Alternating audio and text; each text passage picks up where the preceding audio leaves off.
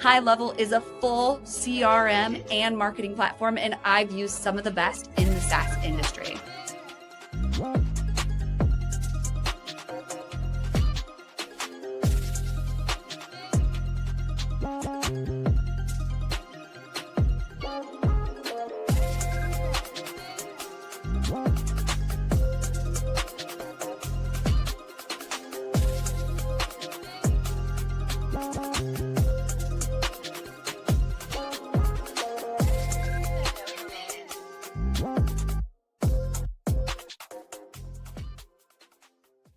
And we are live from LinkedIn, YouTube, Twitch, and Facebook.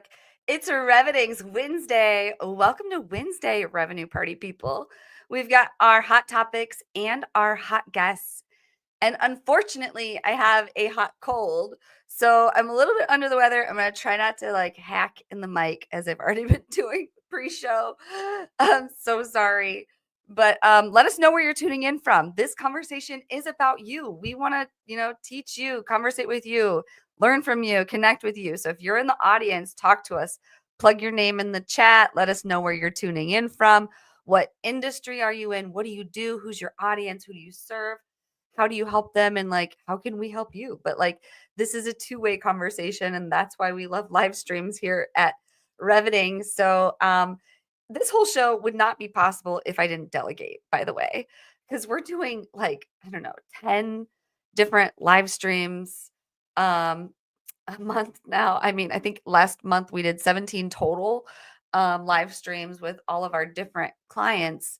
But we're bringing on new businesses who are wanting to go live on LinkedIn because it's a really great place to build trust. And I've been able to scale that so quickly because of Cherry Assistant. So Cherry Assistant has connected me with Layla, who's here in the background producing the show. And Layla, she had all the skills that I needed. And you can go connect with Cherry Assistant and delegate right now. And you don't have to find a producer who can live stream, but you might need an executive assistant. You might need someone to do data entry. You might need a bookkeeper. You'll see during intermission a lot of the different services they offer. But if you're listening on podcast, just go to cherryassistant.com and talk to Cherry Assistant and let them know that you heard about them through WinsDay, Revening. Jesse here at WinsDay, give us a shout out. Yes. So big plug to them. And then also want to connect you with High Level if you haven't heard of High Level. So this is an agency CRM and marketing automation platform that we use internally. So we've white labeled it as app.revening.com. And when you work with us, we get you on your own account. So you have a Revening portal essentially when you sign up with us. And it has I was a CMO with other B2B SaaS companies, and I used some of the best software out there. But when I went out to work on my own, I couldn't afford those.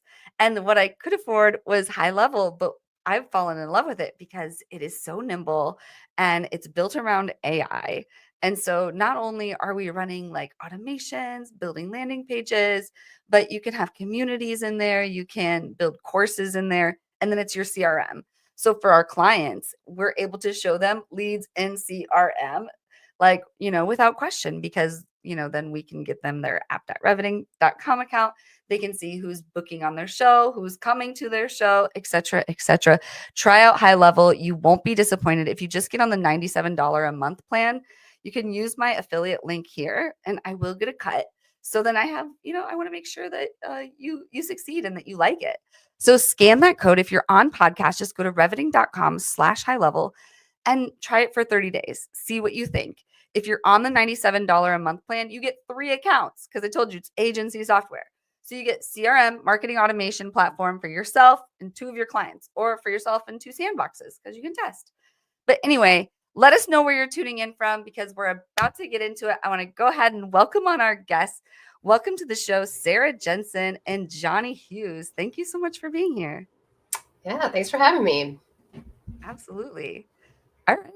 Well, let's hop right into it. I'm going to go ahead and put up the clock here and ask you both to tell us your full life story from birth to what brought you to now in 2 minutes. And here's the clock. Sara, could you kick us off? That's a tall order for 2 minutes. I am originally from Pennsylvania, currently live in North Carolina, and not a whole lot of interesting things, but if I want to call out a few of the more quirky, fun things about me at this point, last year, I went through a training certification to become an aerial yoga teacher. Totally just a fun life left turn that I never expected to take. And that's my hobby now. So I help people learn how to hang upside down when I'm not doing marketing for small businesses. I'm a mom of 2 kids, 8th grade and 5th grade. So we're definitely getting into those teenage years here in my house. And I really built my agency around moms and our needs of, wanting to have a creative career, but also parent the way that we want to parent. And so we are a team of 7 total. And the youngest kid is 1. And then on the other end of the spectrum, we have a grandma on our team too. So we're all sort of at different stages of parenting, and that's kind of part of what makes our agency click. Well, that's amazing. Thank you so much for sharing that, and all in under 1 minute. Congratulations. So how about you, Johnny? Can you please introduce yourself and tell us your full life story from birth to what brought you to now? Sure. So I am a competitive aerial yoga. I am Sara's arch nemesis over on the other side. No, just kidding. But that is really cool, Sara, by the way. But hey, everybody, I'm Johnny Hughes. I'm Chief Marketing Officer and Chair of our AI Council at Avenue Z. I've spent the last 18 years of my professional career really navigating the waves of digital marketing. I founded my agency in 2007, which was the dawn of the iPhone. So that was a pretty massive transformative time in marketing, and also a time to, be starting and initiating a new company. But yeah, that was the flash killer, the rise of mobile web, the rise of social media. And fast forward to today and just the age of AI, it's just such an exciting place. My agency was acquired 2.5 years ago. So what I've done is I've come on board with Avenue Z to really just help lead the marketing initiatives and the brand strategy on how we can best position ourselves to support our clients grow. So really my specialty is in helping enterprise brands navigate AI search in today's era, right? Where clicks are disappearing and content is continuously evolving. And it's not about rankings anymore. It's about reputation and authority and how AI is really transforming that. But yeah, I'm from Florida, born and raised, one of the handful of us that are out there. Fun fact, this summer my kids got obsessed with fishing, and they want to only catch gars, which are like these little mini alligators, which are really scary and not fun to take pliers and pull hooks out of their teeth, but they love it. And it's been a lot of fun. So, and again, thanks for having me. 2 minutes to spare, 2 seconds to spare. Love that. Well, thank you both so much for sharing your full life story as well as you could in, such a short amount of time. But let's hop right into the topics. Because obviously, as we just heard, we all come from a little bit of a marketing background, business background. So let's connect on the topics, which first one is SEO in the age of AI. So how to stand out with smarter content strategies. Could you kick us off on this topic, Sara? Yeah, I think, There's a lot of noise out there right now around AI, and it's really easy to get overwhelmed or think you should just opt out or freak out that search is dead or whatever. There's a lot of people saying those things. What we're seeing, and this is kind of what I predicted when all this AI search stuff started to come to the fore, is that it's really the time-honored principles of SEO translate very well into, getting your brand, your content to show up in AI. So producing great, unique content that solves the problem of your target customer, doing it regularly, doing high quality content, not just jamming out a bunch of keywords, that sort of thing.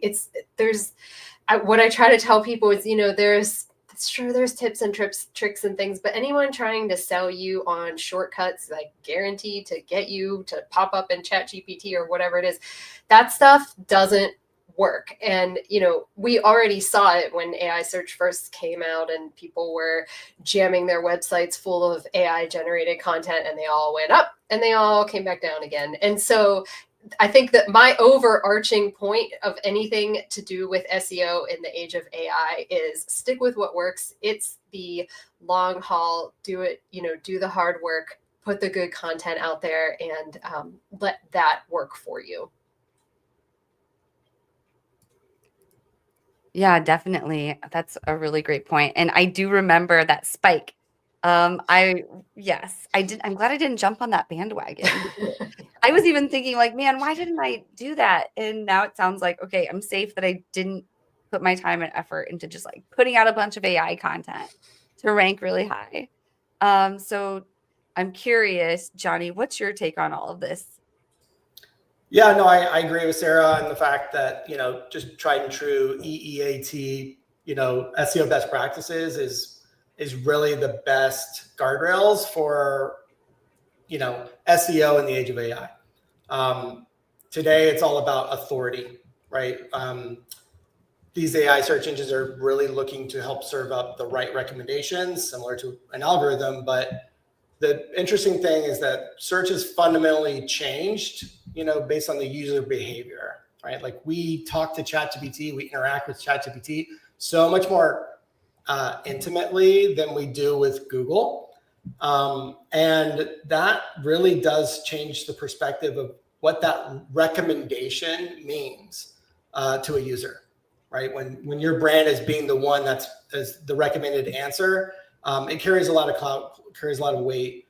And, I think for the fact that, a quarter of all Google searches now are triggering an AI overview, that's a major fundamental shift of how we've, traditionally used these blue links and hunted and clicked and, had to load up 10 tabs on our browser to find what we're looking for. Now it's instantaneous, right? And that's not bad if you're the one that's being cited.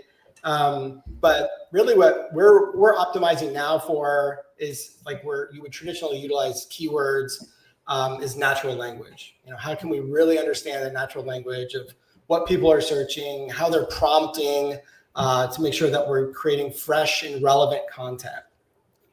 Profound just put out a survey or a study actually last month that showed over 50% of the citations change month over month, meaning the place that AI is getting their answers, that adapts every single month. So it's critical that we are constantly creating fresh and new content.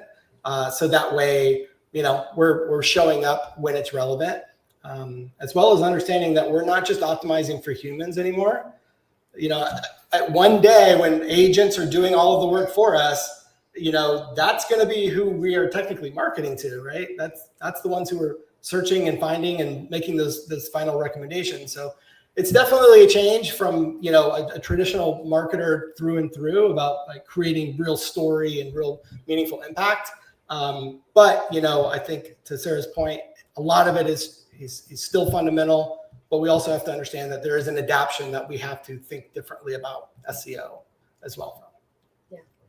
I love that you mentioned that about reputation. We were just on a call with a client earlier today, and we were digging into some recent leads that they've gotten that all came out of the same industry. And I was asking them, how did they find you? What do they tell you? And they're like, well, a couple of them said that they asked ChatGPT who they should hire. And I was like, okay, this is kind of what we've been telling you, like now you're seeing it come to play. So that's for sure happening. And that reputation stuff is becoming, I think, more important than ever. Yeah, 100%. I mean, like obviously generational search is a factor too, but a lot of Gen Z, they literally ask everything to ChatGPT. Like, what should I say to this girl when I'm about to go on this date? Like it's their therapist, it's their life coach, it's their everything. And so reputation matters in terms of the sphere of influence, for the right audience, of course. But yeah, no, I mean, glad to hear that AI is driving the real leads and they're measuring those leads, by the way. So I'm sure we're going to talk a little bit more about that in a bit. Definitely. Let me come off mute here. So in terms of SEO, we did have, what did Omar say here? He says, this is an interesting topic. I use SEO for my Zoom party quiz show. I am new with it. What's the best way to be seen? I have 4K sub and 100K views. Like on what channel, Omar? Can you give more detail? Any thoughts there, either of you? Yeah, I mean, it's kind of hard to answer that question. Yeah. What's the best way to be seen? But, it sounds like he's at least kind of got some basic things in place and, getting out there, creating that content, making sure that you are answering those queries, that you are understanding what people are searching for as it relates to the show that he's doing. Those are all things that are going to help you keep coming up and gathering more traffic. He was specifically talking about YouTube, he says. Yeah. Well, Reddit is the #1 cited source in AI search. So I would definitely think that would be a channel and a community to utilize when promoting your quiz show. Right. As well as, we've had a lot of success, and this is more on the B2B side, but in listicle content, creating comparison, creating content that is helping AI to understand what are the differences here on how they promote themselves compared to, let's say, our competitors or in different industries or spaces. So honestly, a lot of trial and error and figuring out like what content's sticking, what's working. But I do think the Reddit recommendation is something that might help you a lot more. Interesting. Yeah, Reddit kind of scares me sometimes, but definitely hear that. And in terms of creating content, so what would you both say, just to wrap this up? Like if we were all to walk away and go make a blog for our company website right now, or our employer's website, what would you suggest we focus on and like in terms of consistency too? Like we don't want to spit out just a bunch of AI garbage, but we do want to use it to some degree, right? And then like, yeah, can you just walk us through real briefly like how we're going to make the best blog ever and how often we're going to do that? Yeah, I mean, for us, this comes down to understanding what problem you solve for your target customer and how do you solve that in a unique way. And then go out there and talk about that problem. Don't talk about your expertise, come at it from their point of view. And, what that looks like really varies, but, you have to dig into, like, if you are an accountant and you think like, I keep people's books and do their taxes. Well, yeah, that's what you do, but that's not the problem you solve for them. Why do they really come to you? Those are the things that you want to be talking about. That's where you can have a unique point of view. You can really start to differentiate from all the other accountants out there on the internet. It is having that understanding. And so, who specifically are you targeting? And then what problem are you solving for them? Talk about that. Yeah, I think that's great. I also would recommend like avoiding AI slop, which is, a term that's really representing just all the noise and buzzwords and filler content that AI spits out when you ask it to generate, let's say, blog content. So to Sarah's point about really knowing your audience, understanding the pain points, how do you, really tell a concise, clear message that's structured well, that's skimmable, it's very specific. It's also fresh and current. AI loves that in terms of, content that they can cite and source that is relevant. But we train a lot of custom GPTs around our clients' brand voice. But we certainly have to be really delicate with making sure that we're not coming across like AI wrote this, because that's becoming a major turnoff, I feel, for all of us that are consumers of that content. Yeah. Okay. Well, thank you both so much for sharing on that topic. And if there's anyone in the audience who has any questions on that, keep dropping them in the chat. Remember, this conversation is about you. And I apologize, Layla, I accidentally meant to click on the topic too, and I deleted it, which is why I shouldn't live stream and produce at the same time. So I'm going to mix things up a little bit and go over to Johnny's last topic. And Layla, if you could put topic 2 and his topic 4, that'd be great. AI search ROI, track and measure marketing impact. So this is similarly related. Let's talk about this a little bit. Could you kick us off, Johnny? For sure. Let's do it. And you know what? Section 2 wasn't that cool. Section 4 is where everything's at. But, talking about ROI, right? AI search, it's so new. And, most businesses, most people don't really understand how to measure and track this, right? But we know if you can't manage what you can't measure, and if you can't measure what you don't even know was happening, then that's a real problem. So, personally, I've been studying AI visibility for the last 9 months. I've run through pretty much every AI visibility and monitoring tool that exists, from SEMrush, from Ahrefs, Profound, Athena, Peak. I even built our own AI share of voice tracking system. But really, when it comes to ROI, the first place we always start with ourselves or our clients is understanding what does AI know about our brand and how does it perceive our reputation. So the best way you can do that is to ask this simple question to ChatGPT. What do you know about blank company, right? Let's say, what do you know about Avenue Z?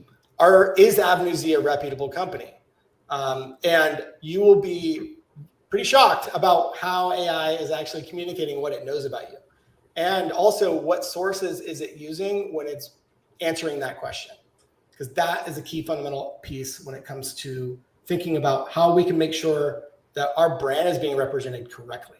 So we can't expect to create a positive ROI and a great conversion funnel if our brand is not necessarily accurately being portrayed. Next is our thinking about our share of voice, meaning, hey, we know when it comes to this prompt around electric vehicles or luxury electric vehicles for even that. How does Tesla versus BMW versus Ford versus all these brands stack up based on all the different prompts that come with that key topic? And what percentage of that share of voice do we own? And that is a key metric that we like to actively measure and improve upon. And also, like, what percentage of the citations that are being used in those prompts are brand owned, meaning like that are coming from my website. So in fact, a lot of our AI optimization, AEO, GEO, all of those different combinations, 40% of those citations used are from AvenueZ.com because we've been very bullish around our content and around our technical optimizations. But understanding brand citation, that's key, as well as referral traffic, right? So this is where, when you start understanding ROI, how many people are coming to our website because of AI, right? And so GA4, we've built like Looker Studio templates where you can track session source or medium with a regular expression match of, let's say, ChatGPT, OpenAI, Perplexity, Claude, Gemini. So you can actually understand what sources, like what referral source is coming from AI, and then map out your engagement and your conversion paths from that referral traffic. But I think, Sarah brought up, I think, one of the most important steps that every business can do, which is, how did you hear about us on your forum, right? Self-reported attribution. We have been shocked and blown away by how many people say AI is how they heard about us. It's literally become our number 2 most popular channel of how these brands are finding us. And, you don't know if you don't ask. And, we can't just rely on first touch attribution. So that's certainly something that I think would be a recommendation in the areas of ROI. Yeah, so glad you mentioned that. I'm a fractional CMO at BDEX, and they allowed me to put that on the forums of their website. How did you hear about us? Because they do live streaming. And if someone learns about you through a LinkedIn Live, you're not going to see that on the attribution software. They're going to come through a Google search or something else. But then we would start to see the name of the show popping up. So I couldn't back up what you said 100%. Like that is how, and leave it open-ended too. Like don't put like the answer. Don't put like, how did you hear about us? Select this drop down. Like I think the leaving it open-ended and getting the messy qualitative data is really important on that point. But what else would you add on this topic, Sara? Yeah, I mean, so I have kind of a probably less technical approach, given that we mostly work with very small businesses. And so for them, it comes down to really defining, well, what are your goals and what are the metrics that you're looking at? And are they the right metric? Are you measuring the right things? We recently had a client and we were running some paid ads for them. And, they reached out and they said, well, our prior provider used to give us all this data. Can you provide that? And I said, well, sure, but what are you going to use it for? And she's like, oh, I don't know. It was kind of like, what I see a lot is that there's so much data available and people have a hard time determining what is really a useful metric for my business and what's more of a vanity metric. And so that's something that we look at a lot because, for most, especially smaller businesses, like why are they trying to be online? Why are they trying to do SEO and all this stuff? That's because they're trying to generate leads. And then, it comes back to, well, how do you figure out where those leads are coming from and coming up with a system so that the people answering the phone are collecting that information, for example. I think the other thing I would just touch on is that, looking at your overall traffic is becoming slightly less relevant than it used to be because of these AI overviews and ChatGPT searches and like some of the things that Johnny mentioned about people are just finding you through ChatGPT. So the traffic that's coming to your site, what we're seeing and, what we kind of expected is that overall traffic might be going down, but the visitors coming to your site have a higher intent because they actually took the time to click into your site. And so do you have opportunities for them to engage with you? If they are not ready to sign up for your consultation or whatever, what else can they do while we're there? Are you giving them opportunities to opt into things? So that's the kind of stuff that we're looking at for people, is helping them figure out, what should you be measuring? And then let's look at the data and figure out, are we getting the right traffic? And then are we doing the right things to convert those into leads? 100%. Yeah. Okay. Well, anything else you would say to wrap up this topic, Johnny?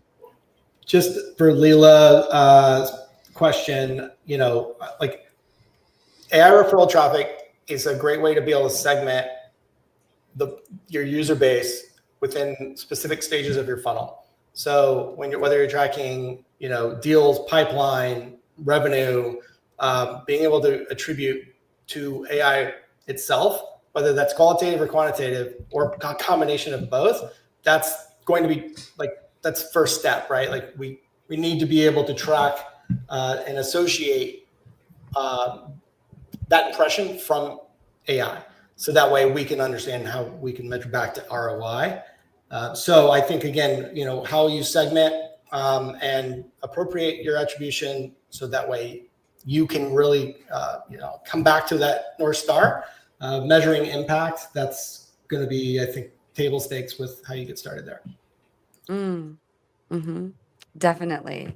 Great topics. And we have another really great topic to get into, which is actually one of the biggest objections we get for people to go live on LinkedIn is imposter syndrome. Like they literally, like, it's not pricing, it's not timing. It's like, can I really do this? Can I go live on LinkedIn? So I can't wait to get into that topic, and then AI search optimization here right after this brief message. This is Mike, also known as Clean with Mike on Twitter. Mike hired a virtual assistant from Cherry Assistant about 2 years ago. Now he has a $50K per month business fully managed by a remote operator in South Africa. His VA from South Africa does the following: closing inbound leads on the phone, Yelp and Google and Facebook, manages his CRM and Go high level, deals with rescheduling, cancellations, any issues, hires and manages the cleaners, and sends them daily reports and updates. Mike has a fully cash flowing business managed by a remote operator for only $8 an hour. You can also hire a US equivalent worker in the Philippines, South Africa, Latin America for a fraction of the cost with Cherry Assistant. Be like Mike and grow your business with offshore staff.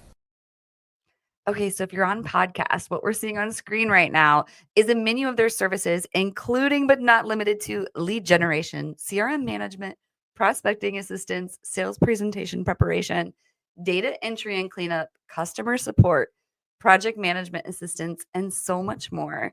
We've got Layla here in the comments, who I met through Cherry Assistant, and I'm so grateful I did, because she has been so helpful to Reveting and helping us scale and help other businesses go live. But also want to just like give a brief shout out to High Level too, and ask you all to just go try a free trial. Like, you're testing software anywhere. Anyway, have you tried High Level? Raise your hand if you have in the comments. Like, let me know. Have you tried High Level? If not, why not? I want to hear in the comments from you listening. Like, go to reveting.com/high level. Just do a free trial, 30 days. Or maybe some of you in the comments already use it. And if you're tuning in late, I'm sick, so that's why I sound like this. But anyway, I want to get into it and get back into these hot topics. But try out High Level. If you're interested in High Level, put something in the comments. We'll engage on it. But imposter syndrome, I want to talk about this because like I said right before intermission, was this is an objection I hear a lot about people who want to grow on LinkedIn. Like, literally did the like whole gap selling method on a sales call with this really nice lady one time, where I'm like, where are you now? Where do you want to go? Trying to peel the onion, have her feel that pain. And she cried. And I was like, crap, that's not what I want to have happen. And it didn't help sales. But like, literally what it tapped into was, hey, I was a special education teacher, and now I'm a global sales director, and I just don't feel like I'm supposed to be here.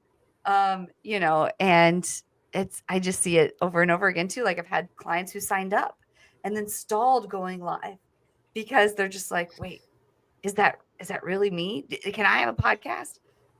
So I'm interested to hear your take on this, Sarah. Could you kick us off on imposter syndrome and content marketing? Yeah, I mean, I think imposter syndrome, to your point, is that it is one of the biggest things that holds people back from particularly building a personal brand, or if you are, a solopreneur or running a small business where you're really the face of the business. It's scary. It's scary to put yourself out there. There's very few people that actually like doing that, and far more people who just feel like, I am not qualified to talk about this. There's so many smarter people than me out there. It's a lot. And, to some point, like, we can't be everyone's therapist here. But I think being able to get past that comes down to really understanding what are your gifts and how do you use them to, help the people that you want to help, serve the people that you want to serve. I'll tell you a story. When I was in my 20s, it wasn't my first job out of college, but I was still relatively figuring out what the heck my career was. And I had a boss who shared this story with me about how when he was in second grade, his teacher died or had some horrible illness, and they basically had subs for the whole rest of second grade. And he's like, I never really learned how to write, and that has basically held me back my whole life. And he was in his 60s at the time, still talking about what happened in second grade and how that's the reason that he was not a good writer. And it was this weird story, and it was this weird moment where it clicked for me of like, oh, wow, I'm not necessarily a great writer, but writing comes easily to me. It's not a struggle for me. Hearing how somebody else struggled with that made me realize, okay, this is something that I can offer simply because it's just a little easier for me than it is for most other people out there. And so, I share that story to say, you don't have to be the best at whatever you're doing. You need to recognize that you have a certain gift that can help a very specific person, i.e. your target audience for your business, and put that out there, and do it in a way that feels authentic to you. I mean, I think we all see these like LinkedIn bros type people, and that's not me. That's not who I am on LinkedIn or anywhere in my life, and that's fine. You just got to go out there and be you and let yourself know, hey, I actually do have something to offer here. Yeah, where are the LinkedIn bros out there? But you're not. Don't get nervous about viewership, but you got to look at quality. Like you can't appeal to everyone, and a lot of the time, those people who are appealing to everyone aren't generating revenue. And so like you just got to be careful. But anyway, what would be your take on all of this, Johnny? I got to find them LinkedIn bros. That's my tribe. Yes. Where are they? I don't know. Yeah, no, I mean, this is a hot topic, right? I've built agencies, I've launched products, written, published, really high impact studies, and I'm always second guessing everything I create. Like, I lead the our global AI council. We have like Fortune 500 CEOs and CMOs, and you get into that moment where you're like, oh my God, I am not qualified for this, but the reality is, people admire what you're doing, not because you're an expert, but because you're willing to share what you're learning, willing to put yourself out there, being okay with being wrong and owning that. But we don't get better, we don't grow unless we get up to bat, take some swings. And I think it's not about those views. I agree completely. Those metrics are that's just vanity. At the end of the day, it's that one person that you could connect with that really got something out of what you had to say, what you wrote, what you produced, what you made, and that's purpose, right? And I think making sure that we're aligning around why we're doing what we do and why we get up every day, and being confident that I am willing to be out there and be open, and I'd encourage everybody to take that same step themselves. Yeah, definitely. I love that. Well, thank you both so much for sharing on imposter syndrome and content marketing. Anything you'd like to share to wrap up this topic, Sara? Yeah, I mean, I would just say that I think even it's easy to believe that AI is changing all of everything. And sure, it's changing a lot of things, but at the end of the day, people want to do business with people that they trust and that they have a relationship with. Business is always going to be about relationships, and there's always going to need to be that human element in things. And so, they can't trust you or get to know you or build a relationship with you if you aren't putting yourself out there in some form or fashion and giving people the opportunity to know you. Mm-hmm. Definitely. Yeah. Any last words on this? Look like you were going to say something, Johnny. No, I was nodding. Okay. I think she hit the nail on the head. Totally. Absolutely. Well, let's dive into our last topic here, which is AI search optimization. Wait, no. Yeah, I was going to say, did we already do this one? No, we didn't. AI search optimization boosts brand visibility and awareness. So, Johnny, can you kick us off on this topic? Yeah. So, I mean, we kind of started at the bottom of the funnel of this topic with, but, just kind of bumping up in terms of awareness and visibility. The key right now is making sure that, understanding that being recommended by AI is not the same as ranking on Google. We can optimize that site and follow all of, our SEO best practices and still not be the one that Google or ChatGPT is saying that's recommending for this particular product or service. And that's an important distinction to understand, that how we can reverse engineer, how are those recommendations actually coming to fruition. And to do that, you really have to be curious, and you have to study and actually make these prompts, see what brands are showing up, see what sources are being used when answering that. And then, figuring out like how those brands are currently being featured on those websites. And it's an interesting science, and that I think is a combination of content. It's a combination of your earned media, like how reputable other websites and publications are speaking about your brand, and technical optimization. So those are kind of the three pillars of AI visibility that we've found to be, kind of the winning recipe. But really, I think it starts with prompt research, similar to keyword research, but, we like to really personify this a little differently. So we will actually create ChatGPT profiles for our personas, and do all of our prompt searches relative to that topic from that persona, from that account. Just because what Sarah is going to search, we can literally type the same thing in ChatGPT and she's going to get a different answer than I am. And so that, I think, helps us really understand that audience a little bit differently and know that it's not all one size fits all, but we can also create additional content and citations and sources that's going to help us become more visible within that arena when we know how to prompt and track our visibility. Yeah, 100%. Thank you for all that too. Like, thank you for those tips, because I didn't realize, all of those things still went into play with AI search optimization. So it's still like the technical SEO stuff. Like, we still got to have our alt image tags and no broken links and all the like whatever, basic SEO stuff. But then, they're also scanning reviews, it sounds like, too. So is it just like total number of reviews? Is it like good reviews? Like, do you know, like, how does it read on those things?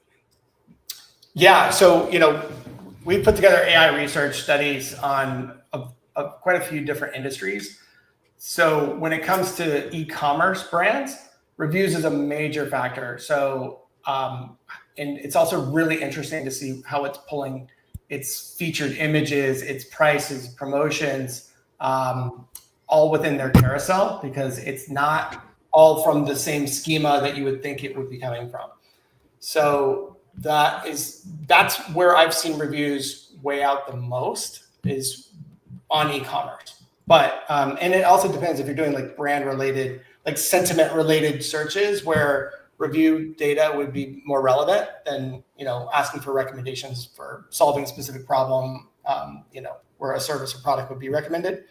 So, but yes, reviews definitely do matter. Good to know. I'm like pulling my blanket up because I'm cold over here. If everyone just saw my blanket, like, yeah, I'm sitting in my house office. But yeah, no, thank you for that. I think it's so interesting.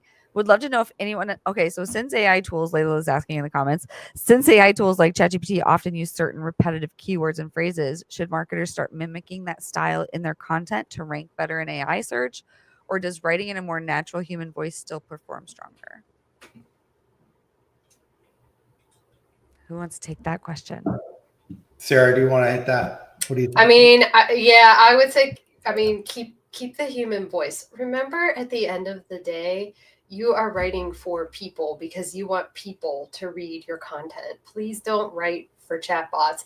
And, Johnny talked earlier about AI slop. Like, a lot of that is coming from AI generating content that gets fed back into the AI. And if you play around with image like with image generators at all, and you tell it like, make me a picture of this, and then you put that picture back in as a reference picture, and you can keep doing that, and it gets further and further away. Like that's a great visualization of this. And so and Google has always been very upfront about, everything that it does is about the user, the searcher. And so Google's always going to do things that are going to prioritize that human running the search. So yeah, definitely talk to the humans. Don't try to game the system and sound like the AI. Yeah. So I would just throw a bit of a wrench into that answer, because I agree. I definitely agree with what she's saying. But there was a study that came out from Search Engine Journal, I think it was like last week, and it said AI systems often prefer AI written content. Study showed, specific for like product descriptions, movie descriptions, where I think it's just easier for it to scan and read when it is in a similar syntax. So I think downstream about how we are marketing to machines as much as we are to people, that's something that I would lightly consider. But I definitely will default to human driven content that's personalized and creating a real emotional connection over AI written content. But I thought that was an interesting study. That is so interesting. So AI is learning from AI. Oh man, here we are, everyone. Well, on that note, I think it's a great time to transition to the guru of the week. And I can't sing right now because I'm sick. But if you're watching and you come back every week, you know the drill, the guru of the week. And Layla, I'm totally going to let you produce this one because I'm sitting back right now and I'm not going to click anything. So please tell us all about the guru of the week. Ooh, ooh.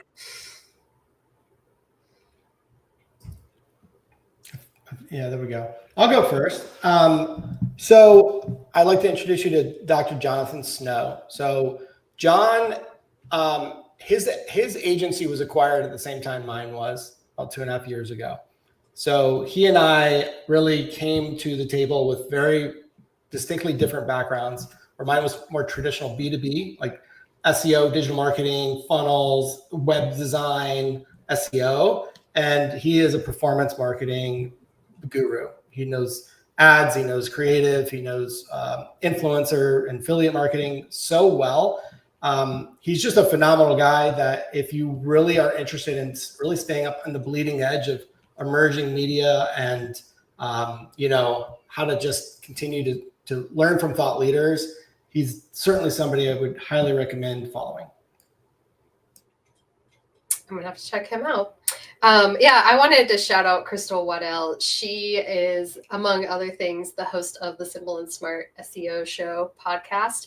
And she just has a really cool, down-to-earth approach to SEO and helping small business owners understand how they can use these various tools and things to, really help grow their businesses. She gets amazing guests on her podcast.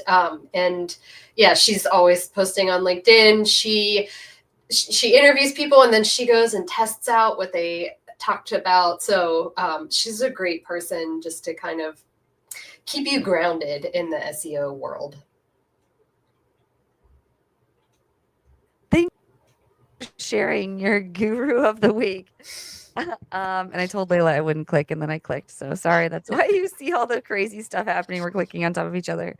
But yeah, I tagged them in the comments. I know others are tagging them too. So thank you. Go follow those people. It's always great to learn new people to go follow on LinkedIn. Otherwise, you just find the algorithm shares the same people in your feed all the time. So thank you both so much.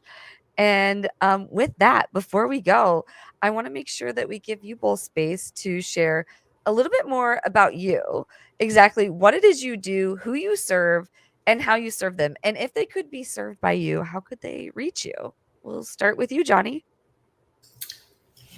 Curveball. Wow. At the end of the day, I really love helping people.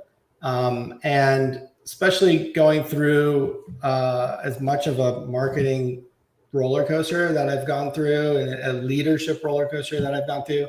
I always just love connecting with entrepreneurs, founders, marketers that are either early on trying to figure out how they can find their edge, or really seasoned veterans that are trying to understand how to they, stay on top of that tidal wave, to avoid being crushed by it. So, I think it comes down to just helping people, and that's in my nature and what I love to do, and what I'm charged by is when I can connect with great people and, provides a little bit of help and, do a little good in this world. Nice. Thank you so much for sharing that. And did you say how people can reach you, Johnny? Oh, If they sorry. wanted to reach you? Yeah, LinkedIn's definitely the best. I'm at Johnny the Zilla. That is my LinkedIn handle, but I'm all over the various socials with the same handle. I love that. Thank you so much. And Sarah, how about you? Like, if people could work with you, we want to know, first of all, a little bit more about exactly what you do, who you serve, how you serve them, and if they could be served by you, how do they reach out to you? Yeah, so I own Brighter Messaging. We help small businesses manage their online presence. So we do everything from branding and messaging to building websites, content marketing, and really serving as the outsourced marketing team for companies that are a little too small to have those roles in-house. In addition to outsourced marketing, we also have a marketing mentorship. My heart is really in working with small business owners, and not all of them are ready to outsource. And so we have a program where we work one-on-one with you to enable you to DIY your marketing with the guidance of an expert. So if you're interested in that, you can find information about all of our services on our website, brightermessaging.com. And I'd be happy to connect with anybody on LinkedIn. It's Sara Jensen, no H on the Sara. And you can find me there. Oh, awesome. Well, thank you so much for sharing. I love that you have like a DIY approach to marketing, because so many people want to do it themselves these days. And they should, it's really not that hard. And usually your audience best anyway, and that's coming from me, and I run a marketing agency. But hey, what do you say? How about next week? I'm not going to cover up Johnny. I'm going to cover myself up instead. Next week, come back and join us. We've got Lori Williams. She's brand and marketing strategist at Trumpet Marketing, and Ricky Abbott, the president of Transmission, coming on the show. So we hope you'll join us. But until then, we hope you all have a really great Wednesday. These were some really excellent topics, Sarah and Johnny. I really appreciate this conversation with both of you. Likewise. Yeah. Thanks, Jesse. Absolutely. All right, we'll go ahead and close this out with a video. Until next week, everyone. See you later.